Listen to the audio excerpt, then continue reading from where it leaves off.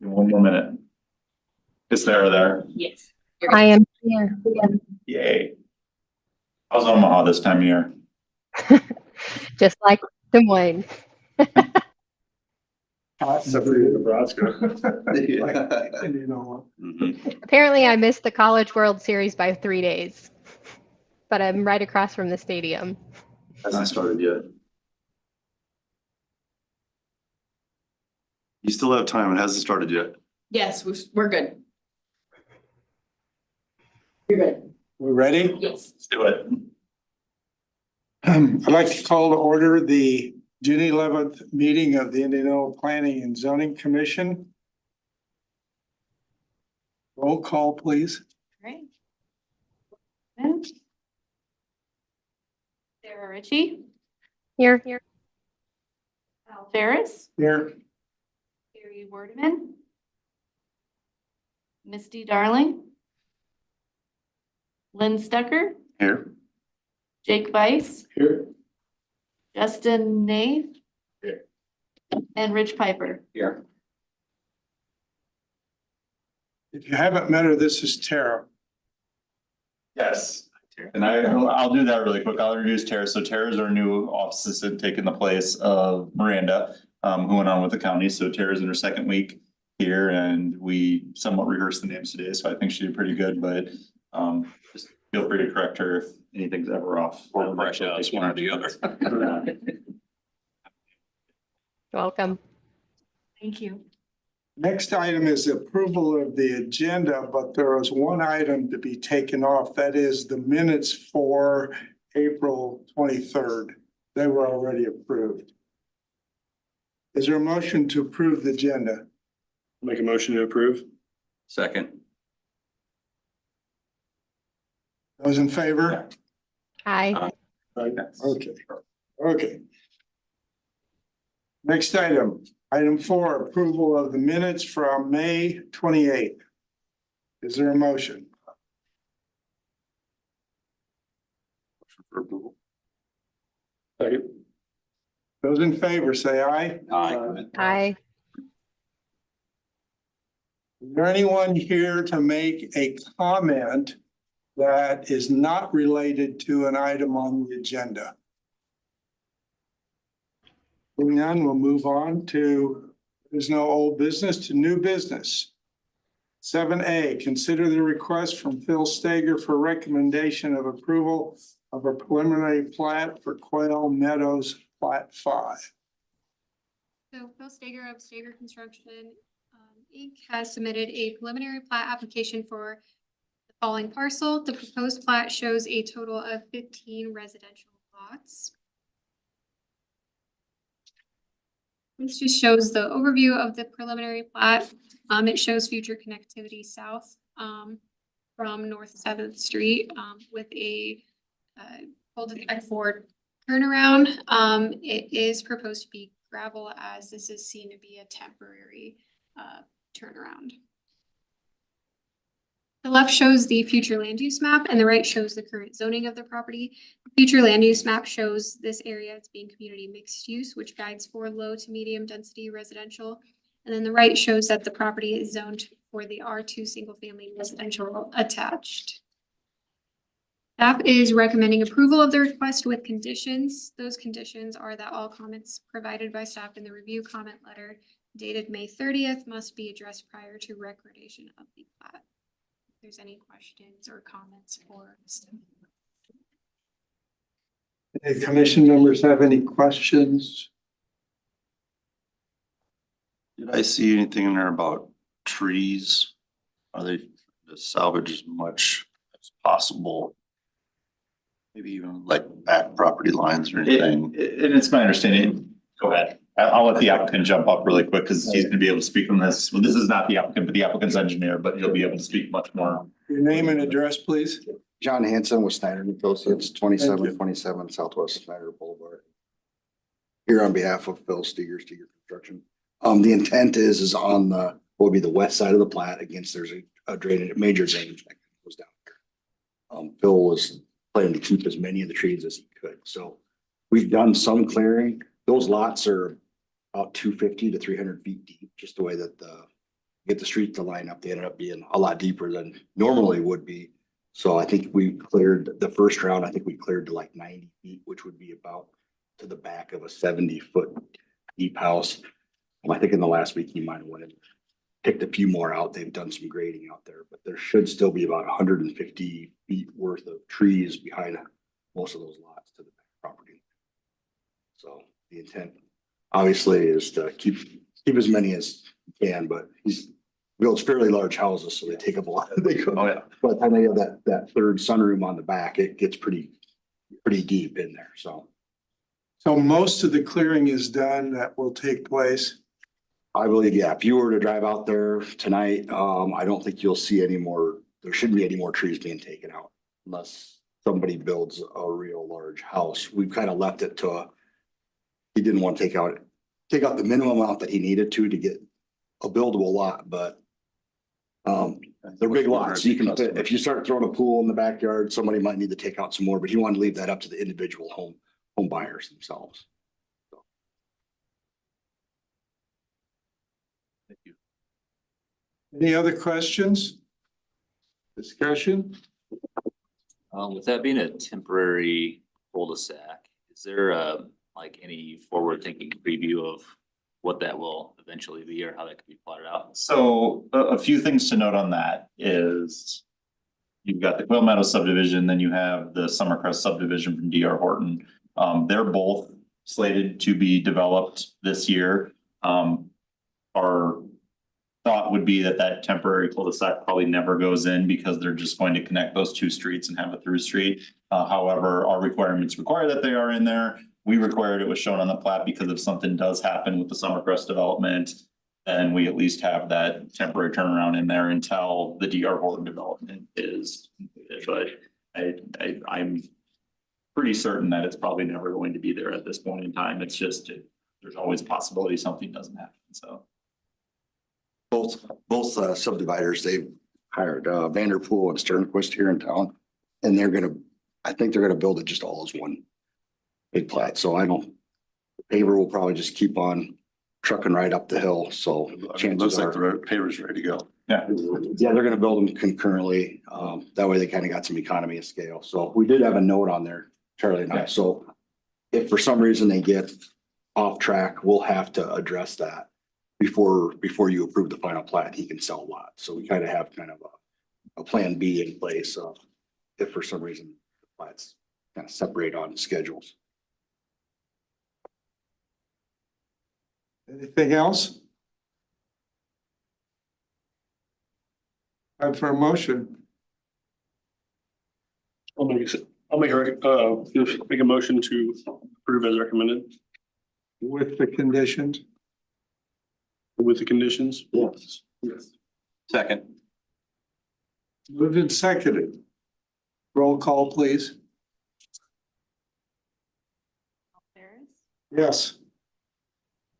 Lynn Stecker, Yes. Jake Weiss, Yes. Justin Nath, Yes. Rich Piper. Yes. And Sarah. Oh, I'm so sorry, Sarah. Okay, yes. What happens when you're not here? I know. My apologies. No worries. Item 7B, consider recommendation on a major site plan application for Summercrest Plaza at 302 North Trail Ridge Avenue. Molly? Justin Brown of Downing Construction on behalf of SHDC LLC is requesting approval of a major site plan for Summercrest Plaza. The site is located at 302 North Trail Ridge Avenue. The proposal shows a multi-tenant commercial building with uses including retail, restaurant, and drive-through. One user has been identified that would, the remainder are considered speculative. This shows the proposed site plan. It's been updated since, but we can go through that when we talk about the conditions. But the proposal shows 5 future commercial tenants on a multi-tenant commercial property. One identified user, remaining are speculative. Approximately 60,000 square feet of impervious surface area is proposed on the site. The property would take access off of East Trail Ridge Avenue. The left shows the future land use map and the right shows the current zoning of the subject property. The zoning for the land is C2 Highway Commercial Zoning District, and the future land use map guides for regional mixed use, which guides for commercial development, including those that are automobile oriented. This shows the proposed architectural elevations for the building. So as you can see, Starbucks would be on that west tenant space, and then these are the remainder units that are shown for the building. Staff is recommending approval of the request with the following conditions. First, that should the Board of Adjustment variance application be denied, submitted site planning documents must be resubmitted to comply with minimum building design requirements. This one just speaks to they're requesting a variance for the glass requirement along the west elevation. If that variance application is denied, they'll just need to resubmit the architectural drawings to meet code. The second is prior to an approved sign permit, a text amendment request will need to be submitted to allow for additional drive-through facility signs at the site. Current code allows for 2 drive-through signs per drive-up lane. They're proposing 3. It's not recommended that those go through a variance process because it would, in staff's opinion, would be unequal sign rights per property. So we're recommending a text amendment request instead. So they'll need to submit that prior to a 3rd drive-through sign being approved. And then a public sidewalk connection must be made when the parcels to the southeast are developed. And then the last is that remaining stormwater management plan comments dated June 5th, 2024 must be addressed prior to the start of construction. But with that, if there's any questions for staff.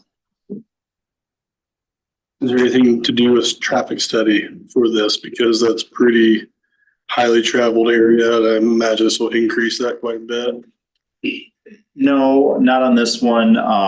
It's one commercial tenant space, and that area out there was all planned to take this level of commercial when that traffic signal was put in. So I think in our public works director's opinion, there just was not a need for it because again, all planned out, all zoned for it. A little bit different, you know, I jumped to the south side of the road there where Emerald Bay was going. The reason that was required with that is because that was all zoned differently, agricultural land that was being converted to commercial and residential. With a lot more traffic that was going to be impacting that, so. So access to this then will be basically to the east of the Hardys on that road. Yep. On the backside. Yep, so when this development was designed, there was a lot of shared access roads that were going in there where there's cross access easement provided through there, so it's essentially if that road that goes by Hardy's there is stubbed into the north and it's just going to continue up through there, but that's how this development was designed for that. I assume this development stops short of the existing stormwater area that's there. Is that right? Back to the map really quick here, so, no, other one, yep, right there, so. There is a detention area that's part of Tyson's just to the north of that property line, kind of that long skinny one right there. And then there's also one just to the east, that parcel right there is all a detention basin. So property that's going to be developed is the one that's outlined. So will it impact that detention basin or not? The detention basin was designed to handle this and we've reviewed all of that. So the stormwater for this site mostly will be going into that detention basin, I believe. I think North? Yeah, no, the one to the east, yeah. Okay. But I think there is a little bit of flow that goes, John, are you familiar with this one? Yeah. Yep, remind me on that one, because I think, isn't there a little bit of flow that goes out into the highway right away as well? Just from the back of curb, so as you come around the drive-through, that the front yard, the grassed area will go down to the Jefferson Way ditch, but no, all the paved areas and roof area all drains to the east to the regional basin that was done with Summercrest kind of master development. So there's gonna be some fill. If you've driven by there, it all slopes towards the highway. They're gonna have to bring some fill in here and kind of tip it the other way. So it's draining back towards the towards the basin, so. And the sidewalk connection, how far southeast or how far south do we go there? I think it stops at Casey's, doesn't it? Come with that trail. Is that where it stops at Yeah, so- Casey's? There's been a lot of discussion on this one. Our trail plan right now shows that 10-foot share mixed use or shared use trail, excuse me, that stopped at Trail Ridge. We don't show a trail going up to the Willowcrest corridor. There's a lot of grading that would need to be done for that. So as we kind of talked about it internally, our thought was maybe with more development that takes place here to the east, that we could continue that trail maybe up there someday and up to the Willowcrest corridor. But that being said, knowing kind of what's planned for this area and with the hotel that's over there and everything, you're gonna have possibly a lot of people that are walking back and forth.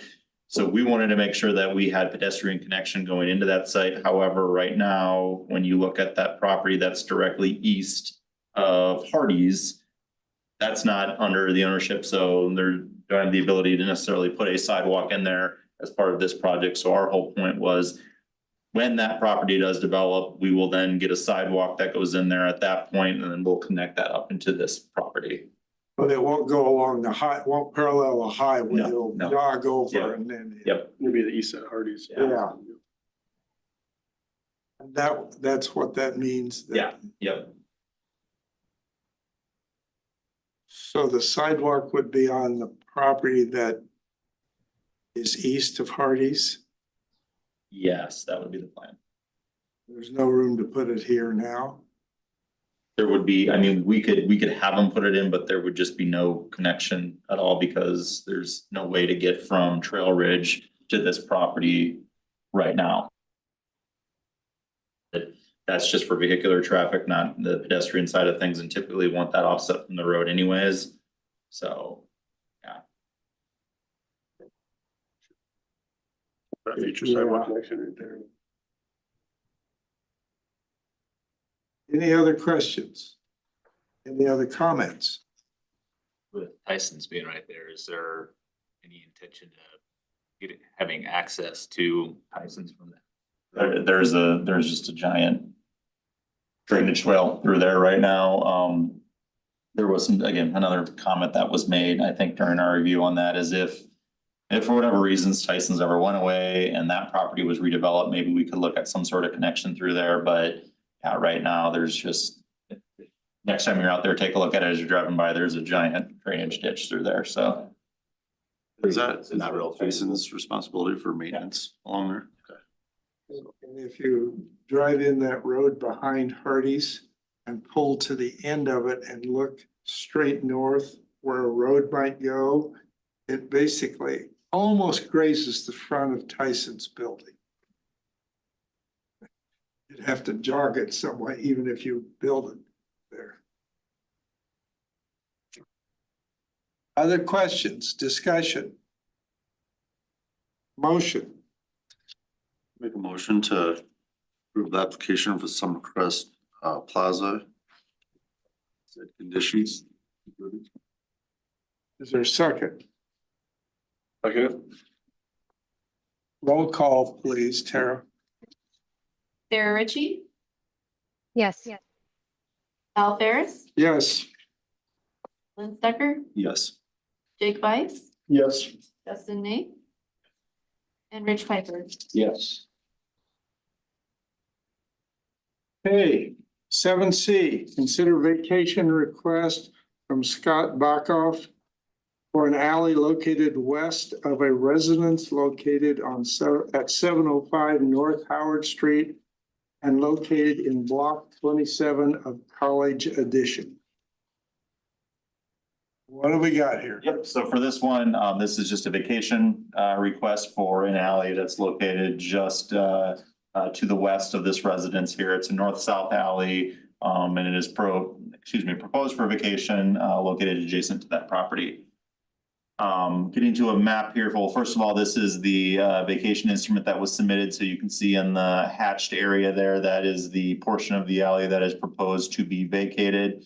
Looking at here on an actual map, You can see for the most part, that area going to the north there is an unimproved alley. And then the area, that is just south of there, that kind of goes to the east and the west. That portion is not accessing anything over on that side at all either. So, from staff standpoint, again, you got an alley here that really is not needed for the public. This one was a little messy just with how everything was laid out.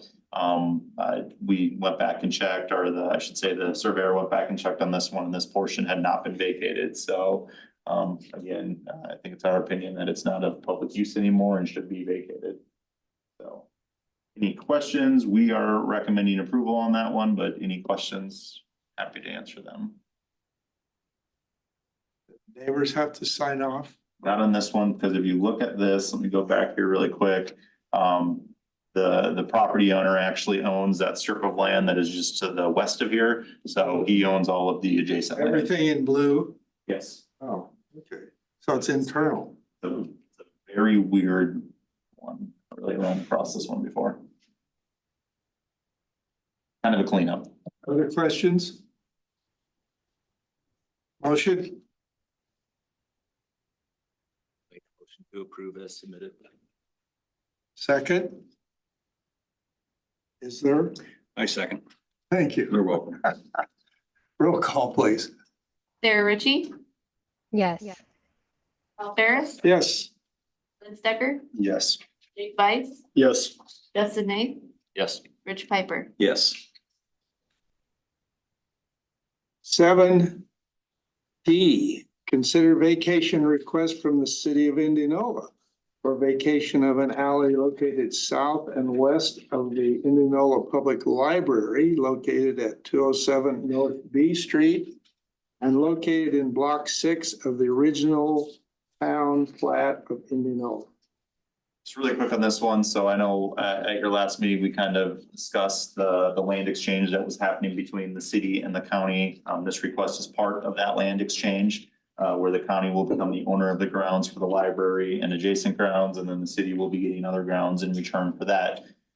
As this alleyway is used solely for access to the current public library, just want to make sure that that was noted. But again, now looking at the area that will be vacated, so there used to be a perfect kind of cross alley that was going through here. The southern portion of this was vacated to the Methodist Church some years ago, and now there just remains a portion that is adjacent to and being used for access to the public library. This map here kind of just gives a better idea. Now that north-south portion is an unimproved alley, but that east-west portion is used again for access to the library's parking lot. There is also a drop-off book collection system there for the library as well that is used at that. This one's a little bit unique. So to fully transfer this property from the city's perspective, we actually have to go through the alley vacation process and then deed it over to the county as part of the process. But with that alley or that road that goes through there will continue to be owned by the county. So it's still going to be accessible by the public. It just won't be considered an alley per se on this one. So with that, we are recommending approval, and if there's any questions, happy to answer them. So basically that east-west alley, from there all the way north, that would be all county ground. Yep, yep. Just kind of encloses all of it. Can you re-explain the purpose of that, the exchange?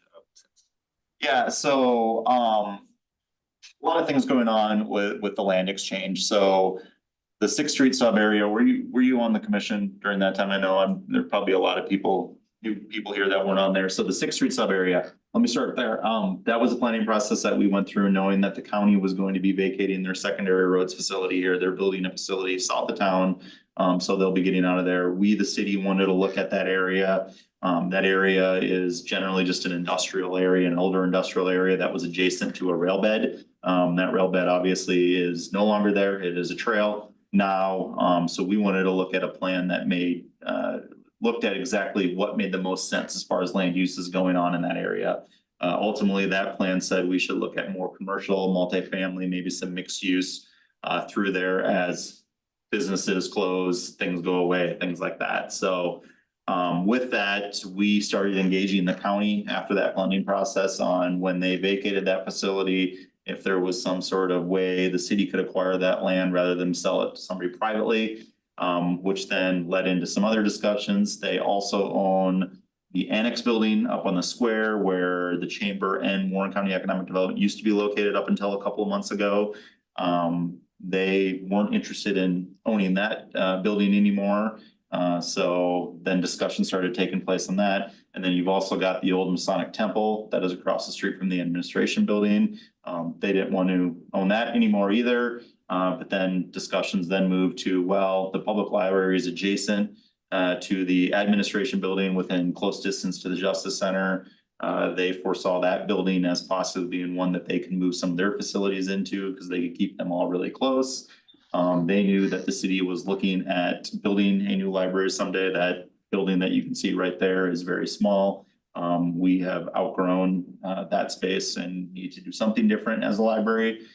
Which then went back to the 6th Street sub area, and there were some discussions about, well, could we maybe move the library out to that area, kind of use it as a catalyst or an anchor to redevelop in that area. Think of kind of what happened when the wellness campus or the previous Y went in out Summercrest. That kind of served as the anchor to redevelop that area, not redevelop, but develop that area out there. So had a lot of discussions between the county and the council on that one, and ultimately came to the agreement to swap the library property for those other 3 county-owned properties. And that 6th Street area is, the county area is what, 6.5 acres? Roughly, and then the city owns a couple acres, maybe Is just. the city gonna get rid of the maintenance bill, their maintenance So bill, and the- move it somewhere else? The thought is there that once the county vacates, we're bursting at the seams in our facility right there, so we'd probably spread out a little bit, but long term, we would get out of there, yes. It's just, that's another conversation that has to happen at some point because we can't just kick them out without finding a location. We'd have to build a new building and all that, so we'd have to purchase some land or use existing land that we have, get a new building built, but we'll get there eventually. What about behind the senior center? The activity center? Yeah. Yeah, that's been discussed, so. Good sized piece of property there that's nothing but a hayfield. Yeah, we've got, you recall with the 6th Street sub area, we did a whole needs assessment for the public works facility on size of building and land that we would need. So we have our architect looking at that right now just to kind of see what we can and can't do with that location. Any other questions? Appreciate the explanation. Yeah. And I know last time I said I'd have Ben come, Ben actually left for vacation today. When Ben, yeah, exactly. But no, when he's able to get back, I'll have him come and kind of do his whole presentation on that because I think that'll be very informative for you. But I think high level, I just. Who's gonna remember that when you're not here? He's the one to talk to on most of that. I'm speaking from just what I've heard from him, so. Any other questions or comments? About a motion? Make a motion to approve as submitted. Second? Second. Thank you. Roll call, please. Sarah Ritchie, Yes. Al Ferris, Yes. George Tucker, Yes. Jake Weiss, Yes. Justin Nate, Yes. and Rich Piper. Yes. 7E, consider request to amend chapter 165 regarding construction sales and services, contractor offices, offices for plumbers, electrician, HVAC services, or similar uses. Yes, Ben Carpenter, who currently is the owner of Integra Electric, seeks to move his business from 205 North Buxton Street to 215 North Buxton Street. So familiar with that area. 205 North Buxton is the building where the new concession stand, Old Panero's, was. They're currently located in that. 215 is that house that is just north of there. I think that used to be a dental clinic of some sort and is sat vacant now for a couple of years. So Ben's looking to purchase that building and then move his business into that. Current zoning does not allow for construction sales and services or contractor offices in the C3 downtown mixed use zoning district. And the proposed request would make an amendment to allow for such of a use. So some of the reason we don't allow for that type of use in the C3, really, when you look at some contractor offices and what they do, there's a lot of storage that takes place, either outdoor storage or indoor storage. We don't want to have the square be something where there's a lot of that type of storage taking place, especially the outdoor storage. So as we look through this and kind of what we thought might be best, we actually wanted to create another category within that, because currently within that classification, we allow either the use with no outdoor storage or with outdoor storage. So if there is outdoor storage, it's only allowed in the M2. If there's no outdoor storage, only indoor storage, it's allowed in the C2, the M1 and the M2. So we wanted to create a use where there's no indoor or outdoor storage, where it's just strictly offices for those types of uses. That would then be allowed in all of those zoning districts, plus then be allowed in the C3 zoning district. So essentially, the item in red that is underlined up there, that is what we would be adding to. The P stands for a permitted use. Could you run by one more time where this is located? Yep, so the current business is located just to the north of where the Yeah. concession stand, the barbecue place is there. Yeah, That's where they are now. They want to purchase this. that house. Yep. Yep, Is he gonna use the house as the office? yes, or- and Ben's here too, so we get to that point, I'll let him kind of speak on exactly what he's going to Okay, do with that. sure. But That'd be good, thank you. any other questions on the code amendment? So what is it, where they're at now? Is it currently? How's it zoned? C3. Okay. Or, well, where they're at right now is zone C3. The house is actually zoned, it's a mix of C3 and R2. I'm not exactly sure of that, so, and they're aware of this. If this is approved, they also are gonna have to go to a process to rezone that entire property to C3. So that'll be another request that comes in the future. Okay. The applicant like to say something? You bet. Sure, come on up.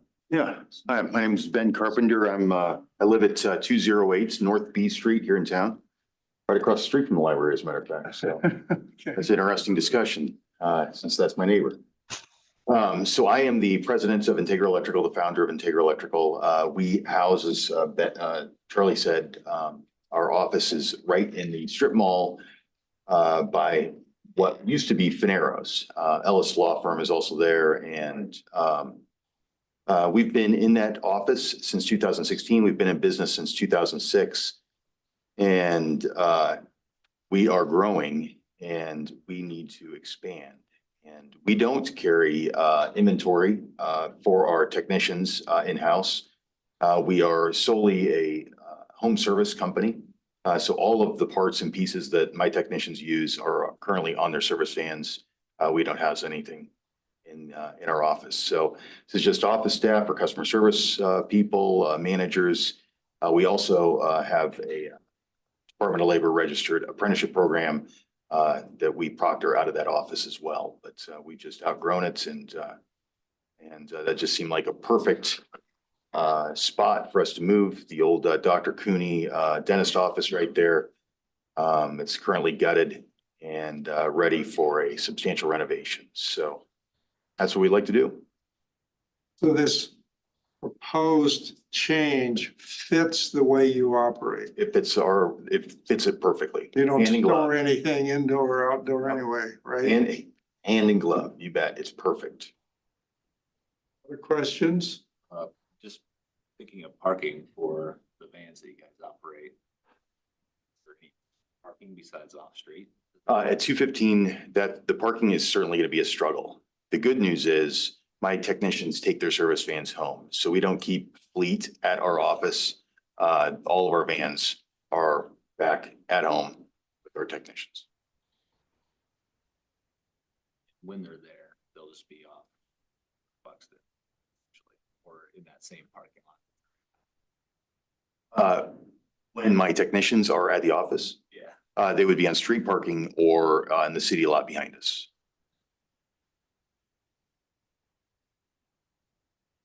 I guess I'd like to know what the difference is between where they're at now and where they're wanting to go. I mean, Zoning code change in 2021. That's all it is when they went in, they were allowed there. That change that we made in 2021 took this out for the reasons I stated earlier, just because we wanted to, you know, promote those types of businesses that aren't having storage on the square, so. That was the difference, and that was the conversation Ben and I had a couple months ago where he was looking at this location and we had to let him know that there was a change made and. He couldn't do it without this process, so. I see there's Raleigh Appraisal to the north of this property. Well, that's what it just shows like Google. Oh, really? There's Yeah. another house, Yeah, but I was trying to figure out if it was residential or if it was zoned I commercial think as well. the house, yeah, the houses around that area, so along Boston and then around the corner on B Street are all zoned residential. Yeah, that could be a home business, I'm Yep. sure.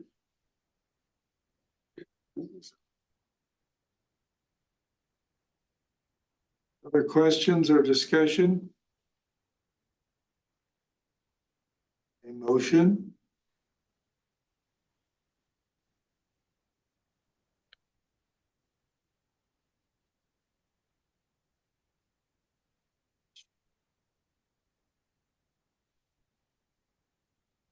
You making a motion? Well, I just up for discussion. Yeah, does anybody have an issue with this? I make a motion to approve as submitted. Is there a second? Second. Roll call, please. Sarah Ritchie, Yes. Al Ferris, Yes. Liz Becker, Yes. Jake Weiss, Yes. Justin Nate, Yes. and Rich Piper. Yes. Thank you. Comments, building permit report. You had the pleasure of looking at our building permit report. We maybe had the best month we've ever had since I've been here. But that's thanks to the high school submitting their building permit on yeah, a very large expansion that they're doing. I think it's about a $65 million project. So it's gonna inflate our numbers a little bit this year. But yeah, just letting you know that's where that big increase is on that one. But overall, the month of May, we had a pretty good month again. 17 permits issued, and that's pretty normal for this time of year. We're on pace a little bit more than we were last year, I think, on single family homes being built. So that's good. And then getting these other subdivisions online, because I think we're getting pretty close to running out of space for new single family dwellings. But we've got the two that are coming online here. I know Ashton Park, that big addition there, they're getting ready to pave those roads out there. So that final plat was submitted last week. So that should be coming forward to you here pretty quickly as well. So we'll be getting some more lots online and giving some more inventory within the city for that. So and then on the current project side, I'll just jump to that really quick. Still working through final construction documents for Emerald Day. I know they started grading operations out there a little bit at your own risk. But I think we're pretty much to a point where we've got everything wrapped up on that one anyways. So that risk was pretty low to get them started. Deer Run, they actually submitted construction documents. Was that today or yesterday that they did that? One of the 2 days. So we'll get those started to review as well too. That preliminary plat still needs to come forward to you guys as well, but they're working through some stuff right now with the DOT and the traffic study and all of that stuff. On some options out there on Second Avenue. So be looking for that, I guess, in the near future. Other than that, I don't think we have any giant developments that I'm aware of that are coming down the pike. One thing to inform the commission of, and I can see Emily's got it on her screen here, which made me remember it, but you're going to be reviewing an ordinance here within scheduled for the next meeting. Yeah, sometime soon on allowing chickens within the city. So the council did send that down to you about a month or two ago. We've just been working on our end to review some things on there. We've got a survey out. How many people have taken the survey now? We have 900. So very, very popular survey on that with just some good questions. If you haven't taken it, it's available on our website, go through Facebook, whatever it is, or I can get you guys the links to that as well too. But yeah, we're working through that. And then Kristen, our intern over here, has kind of been the lead on that to get that through. So she'll be the one presenting that here when we do bring it forward. So yeah, be looking forward to that at some point here in the future. Franklin, They're moving dirt. No, but east of Scooters. Oh, yeah, the Kentucky Ridge development. Yes, Kentucky Ridge, yep, excuse yep, me. yep. So we've been working with the developer on that one on just a development agreement, and we've finally got to some internal agreement on that, which I think is now moving them to the next step to get started on that one. So the first step is going to be for them to fill in that ditch, get the infrastructure within that ditch all satisfied, and then they're going to start working on that site plan. So then when they're done with the infrastructure side of that improvement, then they'll start working on the rest of the site. There are other questions? So, has the council dealt with the parks? The ordinance, they had first consideration on that last Monday and passed it, so. And the other one, what was the other one? The subdivision, the stream buffer Yeah, and the stream. parks one, yep, they passed those all on first consideration. So council has to review ordinance changes 3 times before they become official, so. The first consideration is always the bigger one because that's where we present everything, and then second and third just is somewhat rudimentary at that point. But I expect that one will be fully adopted kind of mid-July on that one. And then those zoning code changes, there's just some timing issues on that with notifications that we have to put in the paper, so those won't be considered for, I think, 2 meetings from now before they get considered. Anybody else? Any questions? I'd entertain a motion to adjourn. I'll make that motion to adjourn. All in favor, stand up and leave. Hi. Thank you. Hi, guys. Sarah. Thank you, Sarah. Yep, And absolutely. Thank you. Bye.